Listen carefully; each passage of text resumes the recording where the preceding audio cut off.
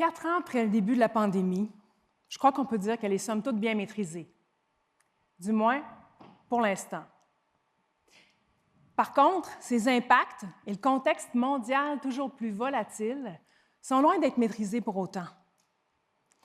Les changements s'accélèrent et ça crée encore beaucoup d'angoisse parce que le cerveau humain aspire à de la certitude et qu'à part payer des impôts le reste de nos jours, des certitudes, on en a de moins en moins. En affaires, ce qui est particulièrement angoissant, c'est qu'on a toujours mis tellement d'efforts à planifier, organiser, diriger, contrôler, qu'on n'est pas habitué de se retrouver de l'autre côté du continuum de l'incertitude en contexte d'improvisation ou de chaos. Se retrouver là du jour au lendemain, peu importe la raison, ça demande des compétences complètement différentes que beaucoup de dirigeants n'ont pas eu l'occasion de développer autant que leurs habitudes, leurs habiletés de gestion. Alors, comment faire? Au-delà des processus, des outils, comment se développer pour apprivoiser l'inconnu, l'ambiguïté et mieux composer avec le changement? Comme coach, formatrice, facilitatrice, j'aide les leaders et leurs équipes à répondre à cette question-là. Entre autres parce que j'ai eu la chance de me développer des deux côtés du continuum. Je connais bien le PODC pour avoir été stratège, directrice média, puis consultante en communication marketing pendant 25 ans. Et je suis aussi artiste, chanteuse, improvisatrice. Et sous l'impulsion du grand leader créatif Bobby McFerrin, vous savez, cet homme, j'ai pratiqué et enseigné l'improvisation vocale et multidisciplinaire dans 7 pays. On me voit d'ailleurs ici voguant allègrement sur une contrebasse avec des danseurs contemporains. J'ai dû en naviguer des chaos collectifs pour arriver à co-créer, performer des œuvres artistiques complètement improvisées devant le public.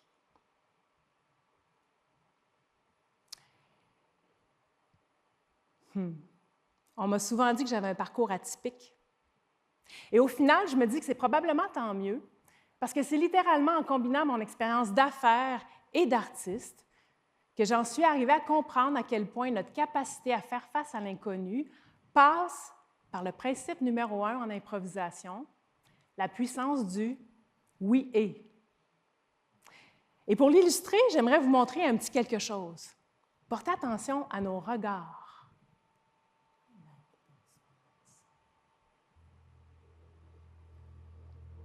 Especially when I know that it will arrive.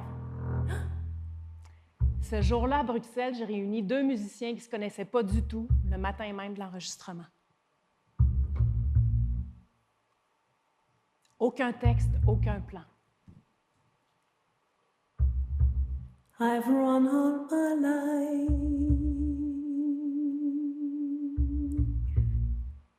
for this place.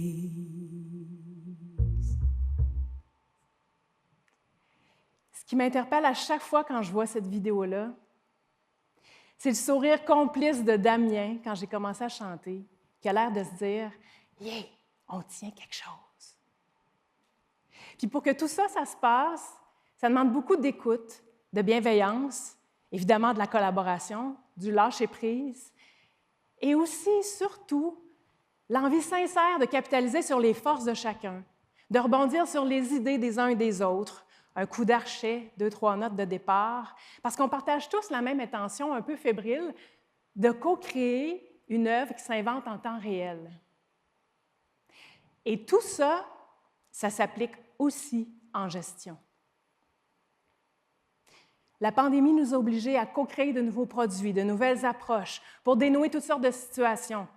Des spectacles dans les cinéparcs, des vaccins en service à l'auto, des jugements de la Cour qui se font dorénavant en ligne. L'impensable est devenu réalité. On s'est donné collectivement la preuve que notre capacité à rebondir en tolérant l'inconfort et l'ambiguïté, bon, évidemment, ce n'est pas facile, mais ça se développe. Et c'est le genre de muscle qu'on a tout intérêt à continuer de développer pour y accéder avec plus d'aisance quand on va encore en avoir besoin. Et comme dirait ma physiothérapeute, c'est comme de développer ses muscles fessiers pour avoir moins mal au dos au prochain déménagement. Je vais toujours me rappeler d'un atelier en entreprise sur la prise de risque où j'ai demandé à un volontaire de s'avancer pour improviser 3 syllabes à faire chanter à son équipe. On s'entend, faire chanter 3 syllabes à son équipe, ça n'a rien à voir avec gérer des millions ou des enjeux d'approvisionnement. On est quand même d'accord. Eh bien, Martin, l'homme d'affaires qui s'est avancé, en tremblait. Ses 4 millions de glandes sudoripares ont explosé d'un coup. Son corps, en fait, son cerveau reptilien, interprétait la situation comme s'il y avait un stress ou un risque aussi important.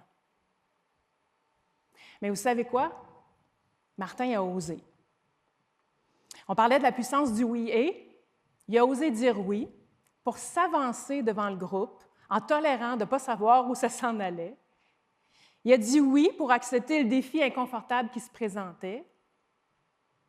Puis il est resté ouvert, même s'il avait peur. Il s'est montré vulnérable, parfaitement imparfait, tel qu'il était. Puis il s'est mis à construire une espèce de petit dou-ba-dou, dou-ba-dou-dou, une note à la fois, un rythme à la fois, concentré sur l'intention de rallier les troupes. Et vous auriez dû voir ce que ça a généré comme engagement et comme lumière dans le fond des yeux de ceux qui le suivaient.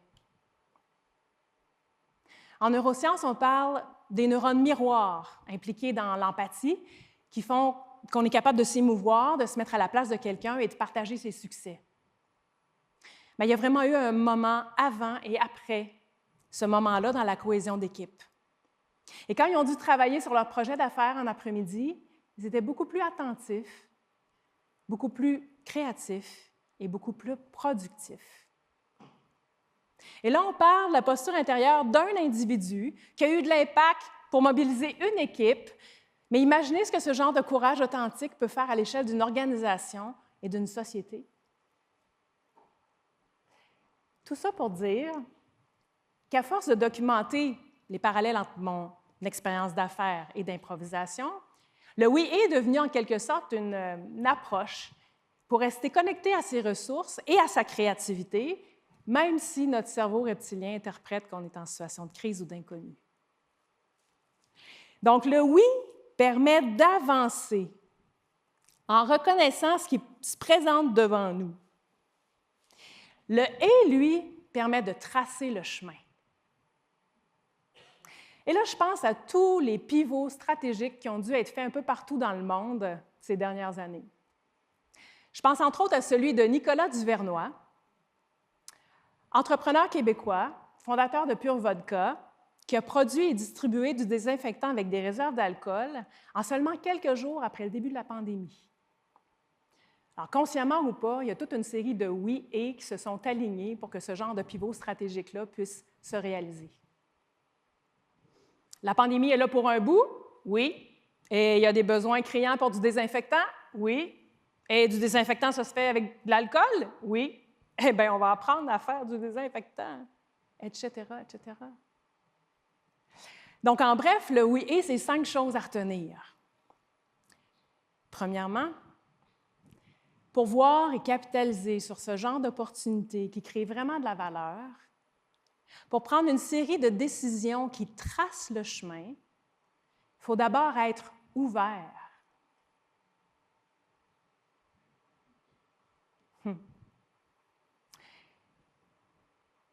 L'ouverture, quand notre cerveau reptilien prend le dessus, c'est les émotions, les sensations et les réflexes de protection. À ce moment-là, précisément, on a moins de 5 secondes pour se désamorcer et rester ouvert d'esprit, de cœur et de corps, malgré l'inconfort. Ça peut paraître extrêmement contre-intuitif, mais c'est pourtant essentiel pour la suite. Et comme leader, ça demande beaucoup de vigilance, d'ancrage et quelques bonnes respirations. Et la suite, qui peut paraître tout aussi contre-intuitive, c'est d'y aller un moment à la fois. En impro, on dit que c'est pas fini tant que c'est pas fini.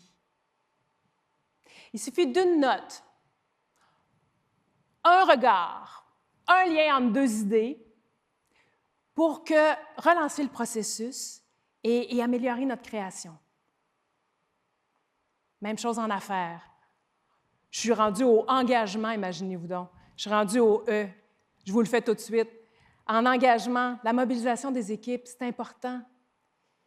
La communication, c'est important.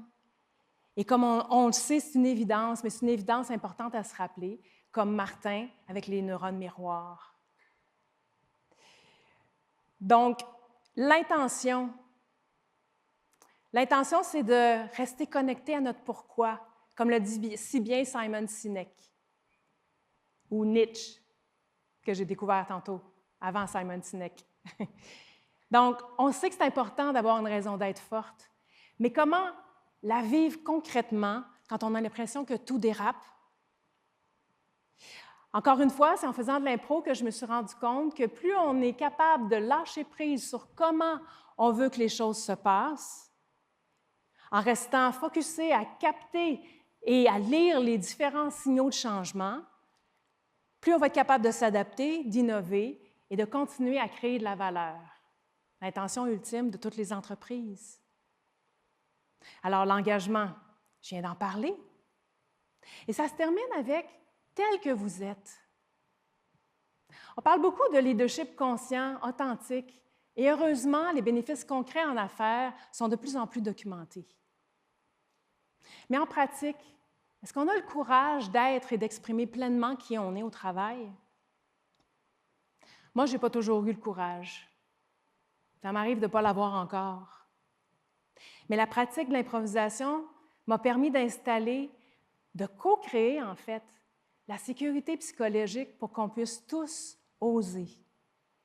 Ça m'a appris à prendre des risques, à échouer sans trop me juger, puis à me faire graduellement confiance, à prendre ma juste place, à l'écoute des autres. Parce que je me suis rendu compte que si je ne faisais pas ça et que les autres ne le faisaient pas non plus, l'œuvre qu'on essayait de co-créer était sans saveur ou n'existait tout simplement pas. Dans les premiers mois de la pandémie, on a tous fait de notre mieux. Aujourd'hui, on en a encore pour des années à ne pas savoir ce qui va réellement se passer avec tous les défis auxquels on va faire face. La guerre, les changements climatiques, politiques, l'intelligence artificielle. On en a encore pour des années à devoir changer nos façons d'être, de voir et d'agir pour faire face à l'inconnu et pratiquement en temps réel. Alors évidemment, je suis bien consciente que vous ne souhaitez pas devenir des improvisateurs professionnels. Et ce n'est pas ça l'idée. Mais c'est le développement du muscle, des compétences transversales et de l'état d'esprit qu'il y a derrière cette pratique dont on a besoin plus que jamais. La présence, l'écoute, l'ouverture, la bienveillance, la créativité, la collaboration, l'adaptabilité, l'audace, la prise de risque, la capacité à être 100% prêt à lâcher prise sur ses idées et en même temps 100% prêt à s'engager à chaque seconde pour l'objectif commun. Toutes ces aptitudes du savoir-être ne peuvent que bonifier les habiletés de gestion que vous maîtrisez déjà. Alors, la prochaine fois que vous ferez face à un défi lié à l'incertitude, choisissez de dire oui plutôt que de dire non d'emblée. Choisissez de dire oui et plutôt que oui mais pour tracer le chemin plutôt que de lui mettre des bâtons dans les roues. Et pourquoi pas vous pratiquer à dire oui, à être totalement ouvert, focusé sur chaque moment et sur votre intention, totalement engagé tel que vous êtes? Ce qui m'a transformé de l'intérieur et que je constate avec mes clients me permet de croire que si chacun d'entre nous développe et se tient avec confiance dans sa posture oui et, il n'y a pas de limite à ce qu'on peut co-créer malgré l'inconnu et l'incertitude. Merci.